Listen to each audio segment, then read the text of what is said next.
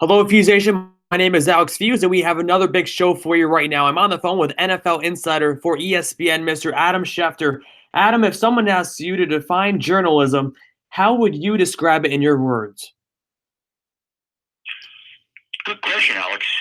I would say journalism is trying to get information, oftentimes that people don't want you to have, and trying to inform the public at all times of things that they don't know, that they're curious about, that they want to know, and things that are important to know. How's that as a definition? I think that's perfect. And you started the career in the newspaper business. And how would you say the importance of your career was when your time with the Denver Post during that Colorado showdown between the Post and the Rocky Mountain News? Well, that's a great question. And I would just say to you, Alex, that I was incredibly fortunate to work in that market for as long as I did. And I feel like it enabled me to kind of cut my teeth in newspapers, in journalism, really learn how things work and operate. It was a newspaper war, and people really were very intense about everything. It was life and death on every little piece of information. And again, it was something that I think was an excellent training ground that I consider myself incredibly fortunate to have undertaken and participated in.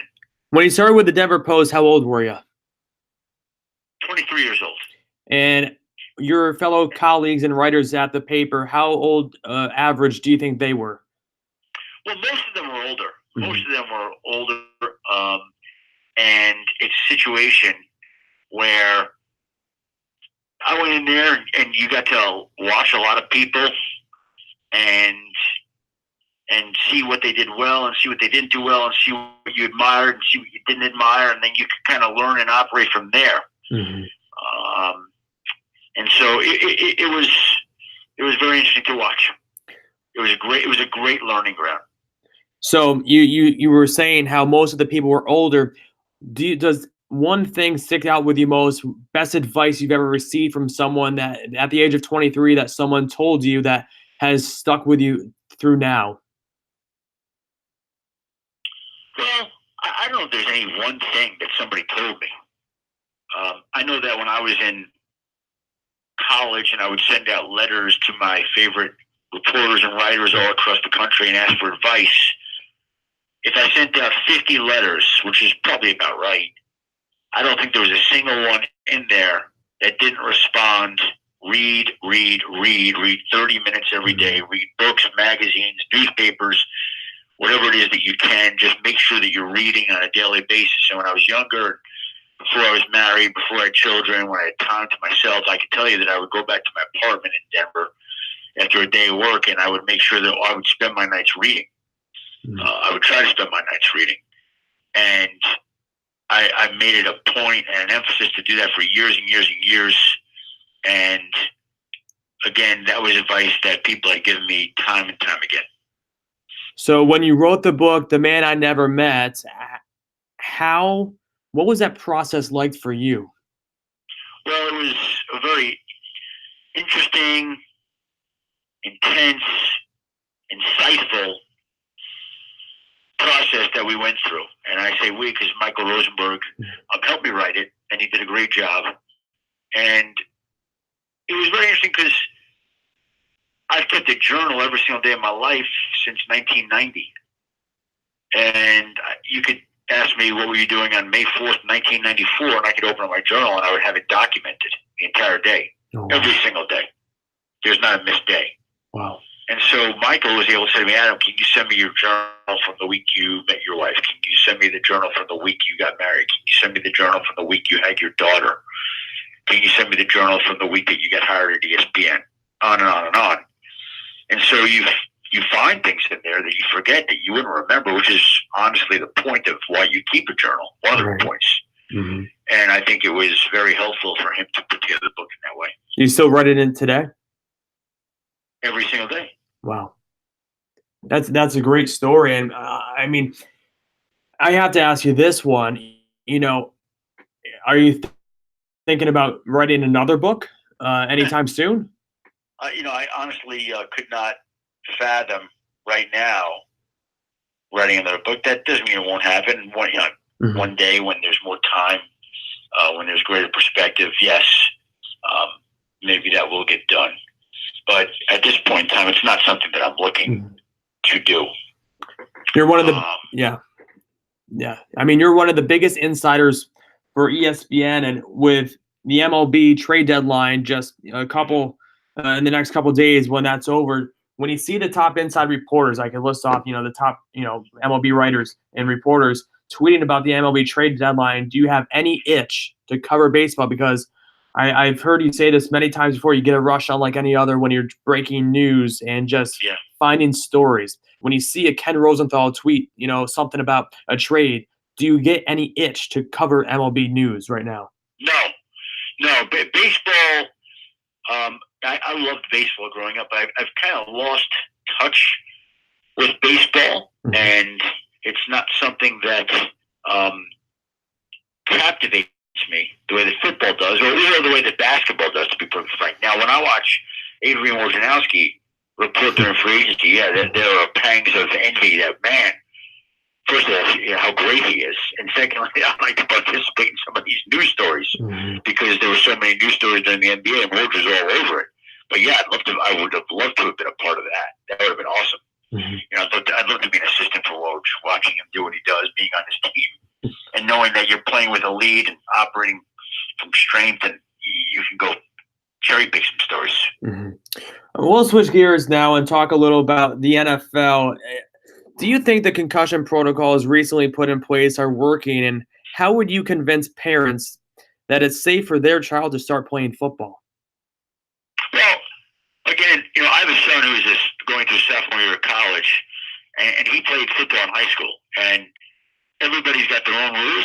I understand that some parents wouldn't want their kids to play football, and I get it. No problem. Everybody gets to make their decision. The way that my wife and I did it was, my son wanted to play football. We let him play football. Our rule was, if you get one concussion, you're not playing any more football. Pretty simple. And so that was the rule that we implemented for him. And he was able to play junior varsity and varsity. And I think it was a valuable experience for him. Fortunately, to the best of our knowledge, he didn't suffer any concussions ever. And was able to continue on with his high school football career. Do you feel like the future of football is in any doubt with this whole recent concussion protocols and everything? So where do you feel like the future of football is? I don't know that it's in doubt. I mean, I think the sport is come under attack. I think that's probably pretty clear.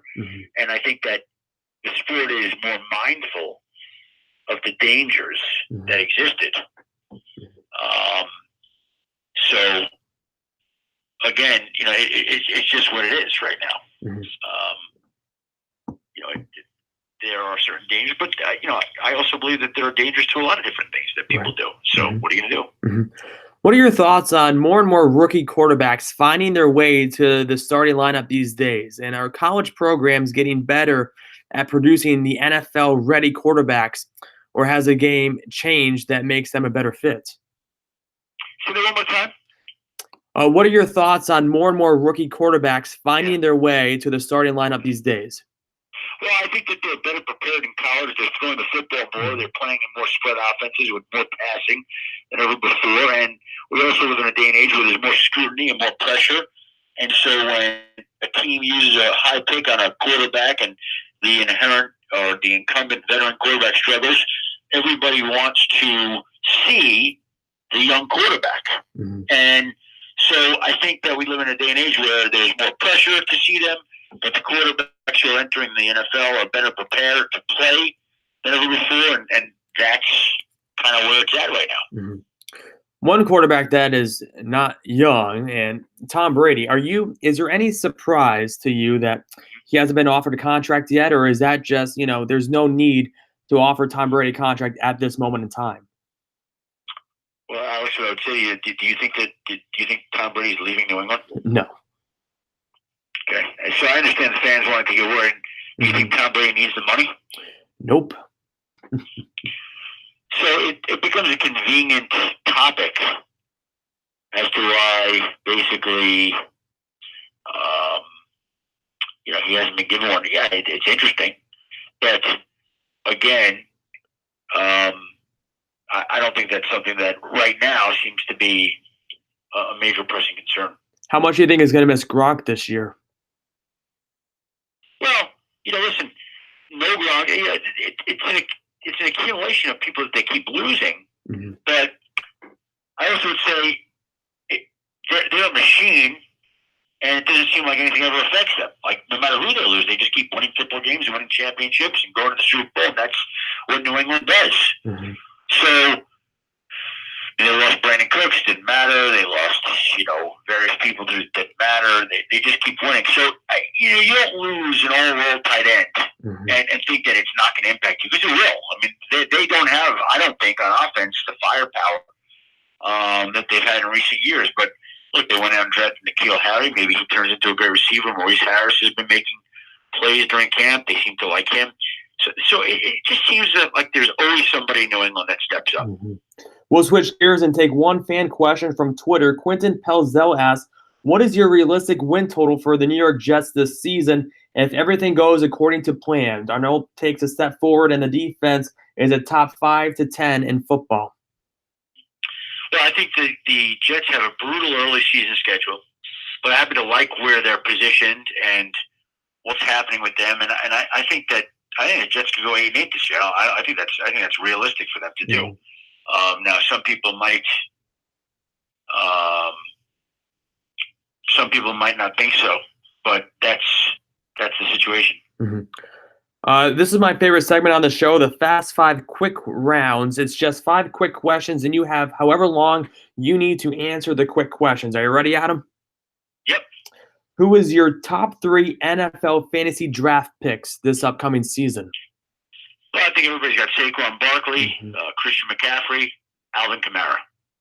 Every week. Zeke Elliott's right there, but you want to see the holdout in before you move him into that top 3 slot. Right. What's your average call time on your phone 1 week? I don't even know. Is there such a thing that I can measure that? I think you can actually go to your settings and go under your phone, and it gives you about the average time that you're on the phone a week. Huh, I didn't even know that. I know that I get weekly updates on my screen time. Yeah. And what's your screen time? I don't know. Again, would 8.5 hours seem accurate, or would that be light? I think that's. I mean, depends how much sleep you get. I'm looking right now. I'm just kind of going through my phone. Yeah. To see if I could tell you what it said recently. Like, there's a screen time update because weekly you averaged 8 hours and 30 minutes of screen time per day last week. Wow. How much on Twitter? I don't know. Probably a lot. I mean, if I clicked it on, would it have a breakdown? Yeah. It would. You see, I'm not very technical. Oh, here it is. Yeah. Twitter, 11 hours and 2 minutes. Wow. How important is Twitter to you? I mean, it basically puts you on the clock 24/7, right? Yeah, you're always on the clock.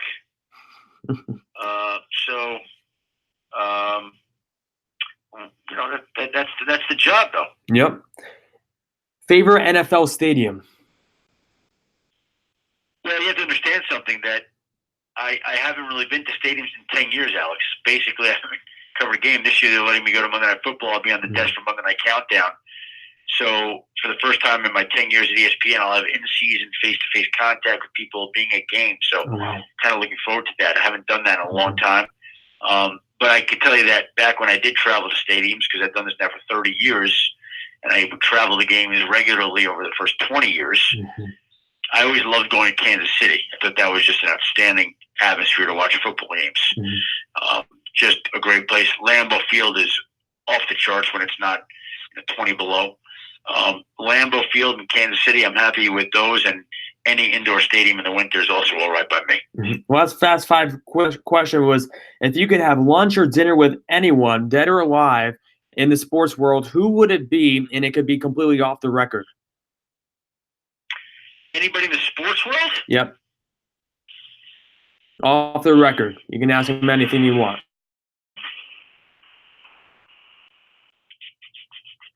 I'd like to sit down and have lunch with Woj again, but he's very busy with NBA news, and we have lunch in the ESPN cafe often whenever our schedules overlap, and love having lunch with Woj. Mm-hmm.